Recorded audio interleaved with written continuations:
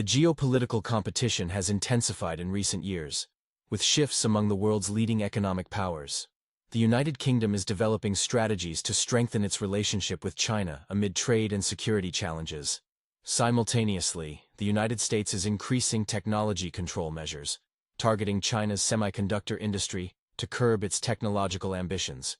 China has confirmed its withdrawal from U.S. public debt, signaling resistance in the economic rivalry.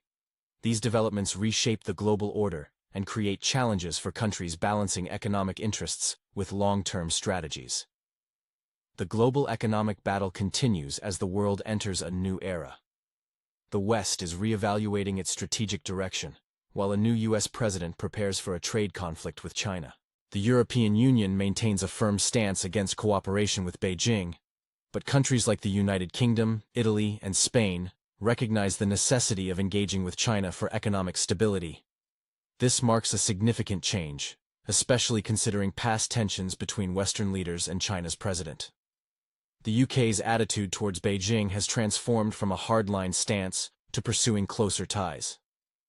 The British Prime Minister is expected to visit Beijing, and the Finance Minister is working to foster deeper economic relations. This shift comes amid the impact of global trade policies, including tariffs and pressure on Europe to increase U.S. oil and gas purchases, causing economic strain. The EU is concerned the UK could be the next target. The UK Labour Party leader recognizes the negative consequences of tariffs and emphasizes maintaining sustainable trade relations with the EU, its largest trading partner. Over 42% of UK exports go to the EU, and over 50% of UK imports come from the bloc, demonstrating mutual dependence. However, the EU faces challenges, particularly importing costly energy from the US, increasing production costs and creating difficulties for its economies. The UK faces dual pressure, importing expensive energy while maintaining export competitiveness to a weakened EU market. These challenges are exacerbated by Brexit, with the UK economy suffering estimated export revenue losses since leaving the EU. Under these circumstances, it's essential for the UK to reassess its trade policies and build new cooperative relationships. Nonetheless, in an increasingly volatile world, balancing economic interests with political strategy remains a significant challenge for the UK and the rest of Europe. In 2022, over 16,000 small businesses in the UK faced a significant blow, ceasing their exports to the EU. The data revealed a troubling trend, with exports from small businesses falling by as much as 40%. While larger companies performed better, the overall trend of the UK's exports continues to decline.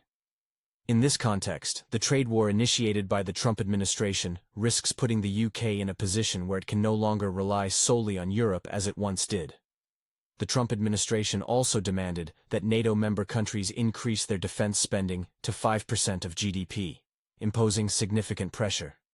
If most of these funds are allocated to purchasing weapons and equipment, it would offer little benefit to either the EU or the UK economy. Meanwhile, the EU is grappling with its own financial difficulties, making stronger trade ties with the region increasingly unfeasible. As a result, much like other EU nations, the UK is now compelled to engage with China, an economy that is not only growing steadily, but also gradually distancing itself from the United States. Given this context, evaluating the UK's trade strategy becomes crucial. The United States remains the UK's largest trading partner, with trade volumes exceeding $100 billion. However, China is emerging as a key strategic player, ranking second among the UK's import partners with a total value of $56 billion. China is also known for supplying low-cost goods, which are essential if the UK seeks to mitigate the impact of US tariffs. Although UK exports to mainland China totaled only $21 billion, when adding Hong Kong's $10 billion, China collectively becomes the UK's second-largest market for goods, with a total of $31 billion. It's noteworthy that the UK's reliance on the Chinese consumer market is increasing, especially as China works to develop its domestic market and decouple from the United States. This evolving relationship with China is critical for the UK as it seeks to secure its economic future in an increasingly complex global landscape. This situation presents a significant opportunity for countries like the UK, which need to diversify their trade and reduce their dependence on the US. By 2025, should the US impose severe trade barriers on the UK, increasing trade with China could become a crucial survival strategy. This shift is not coincidental, but part of a growing trend that is likely to intensify in the coming years. The UK is quietly undergoing a transformation, marked by a strategic shift in its approach to global economic and political engagement. There is a clearer emphasis than ever before on trading and investing in ways that align with national interests. Notably, discussions about China's support for Russia have been overshadowed by other pressing economic concerns, such as the decline of the UK's automotive industry. Amid this crisis in domestic car manufacturing, the UK seems to be seeking assistance from Chinese electric vehicle (EV) companies. The UK automotive sector is showing clear signs of struggle. The historic Vauxhall plant in Luton, owned by Stellantis, is at risk of closure, reflecting similar issues across Germany. Production costs in both the UK and Europe. Energy costs in the UK and Europe are rising to unsustainable levels, and technology, particularly in electric vehicles, lags behind China by several years. UK car production has fallen 30% compared to last year, the ninth consecutive month of decline. From a peak of 1.8 million vehicles in 2017, output has dropped below 990,000 in just 7 years. U.S. America First policies under both Trump and Biden administrations, encouraging reshoring of manufacturing, exacerbate these challenges. This has increased energy costs for the UK and Europe while pressuring local industries. Chinese involvement in Europe's automotive sector may become a last resort. 2025 is projected to be a turbulent year for the UK economy. Meanwhile, the global tech war focuses on the semiconductor industry. The Biden administration continues implementing measures to curb China's chip industry growth, intensifying the chip war. Beijing strives to dominate the global chip market, producing chips for various industries from cars and computers to weapons and appliances. The U.S. has responded with restrictions on advanced chips and manufacturing technologies, targeting companies like ASML and Tokyo Electron to prevent these products from reaching China. However, targeting legacy semiconductors has made China more vigilant. China controls over 30% of the global legacy semiconductor market, projected to grow to 39% by 2027. Many products using these chips, from TVs and electric vehicles to laptops, are predominantly sourced from China. This dominance mirrors China's capture of the solar panel market through cost reductions and increased production. By 2030, China is projected to produce 50 million 12-inch wafers annually, surpassing the combined output of the US, EU, and Taiwan. China's growth has prompted Western trade sanctions, particularly from the US, to protect competitiveness. These measures include import restrictions and economic isolation of Chinese products, aiming to rebuild domestic manufacturing. However, their effectiveness is uncertain as China expands its global influence.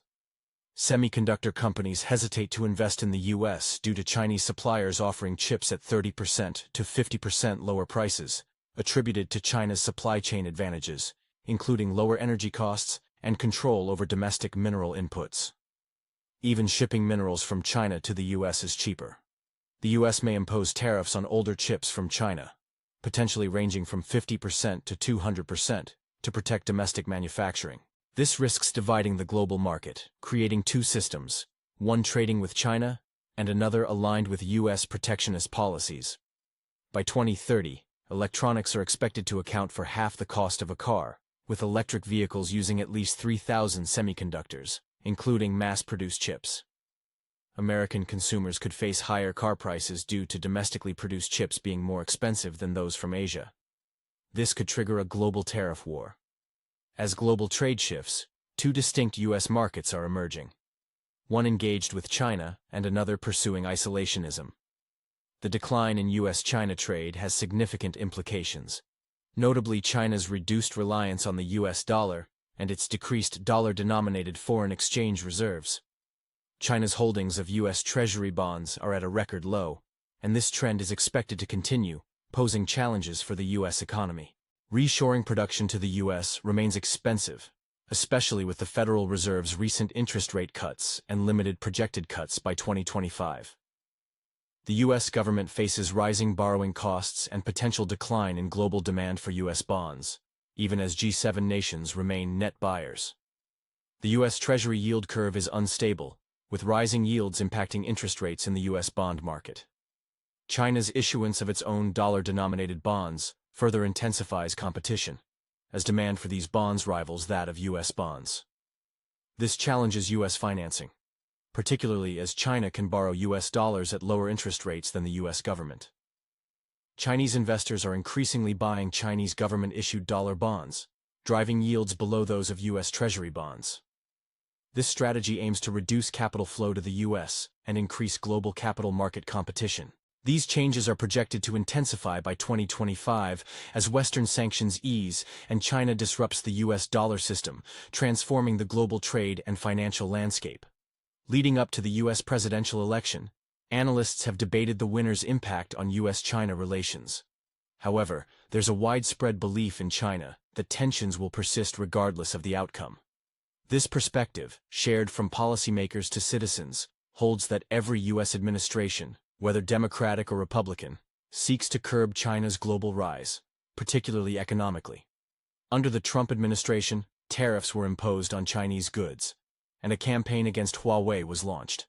The Biden administration adjusted the tone, seeking to stabilize communication, but maintained consistent policies toward China, focusing on technology through investment and export controls, as well as tariffs. Chinese analysts predict that significant improvement in U.S.-China relations is unlikely regardless of the election outcome. Experts agree that U.S. policy toward China is likely to remain unchanged. Yin Heng, a professor of international relations at Renmin University in Beijing, stated that the continuity of U.S. policy will overshadow any potential for major changes. J.Y. Canrong, associate dean at the same university, echoed this sentiment, saying that China will remain the U.S.'s main rival, with only tactical differences between administrations in the U.S., both Democratic and Republican. Experts believe that a tough stance on China in trade matters will continue. Eswar Prasad, an economics professor at Cornell University, suggested that a victory by Donald Trump could exacerbate trade and economic hostilities, accelerating decoupling between the two nations. However, even Vice President Kamala Harris could implement tougher tariffs, a step Biden has already taken. Carlos Casanova, a senior economist at Swiss private bank UBP, noted that trade tensions between China, the U.S., and Europe will likely persist, with a bipartisan consensus emerging in the U.S. for tougher measures against China. Recent surveys show that over 55% of Americans are unaware of the impact of trade with Asia, including China, on job creation. Only 30% believe that trade with China has created jobs in their state, and only 25% consider trade with Asia beneficial. Most Americans see trade as a zero-sum game, believing that other countries benefit more, particularly in the case of China. Experts predict that during the next presidential term, U.S. economic policies toward China will remain firm, focusing on tariffs and efforts to restrict China's high-tech sectors, such as semiconductors and artificial intelligence. The main differences will lie in the methods employed, with Democratic administrations favoring targeted measures while Republicans may adopt more aggressive approaches. Chinese experts, such as Jin Canrong, acknowledge that U.S.-China relations have entered a phase of comprehensive competition, with confrontation becoming inevitable. As a result, China must continue to strengthen its domestic manufacturing sector, particularly in high-tech fields, while promoting the Belt and Road Initiative to secure a proactive strategic position in its rivalry with the U.S. During Trump's presidency, China took steps to prevent trade tensions from escalating. But according to foreign policy experts, Beijing is expected to respond more assertively in the coming U.S. presidential term. One potential response could involve imposing heavy sanctions on select U.S. Fortune 500 companies, particularly in sectors where China can provide alternatives. Additionally, China might expand restrictions on critical mineral exports and implement other export controls.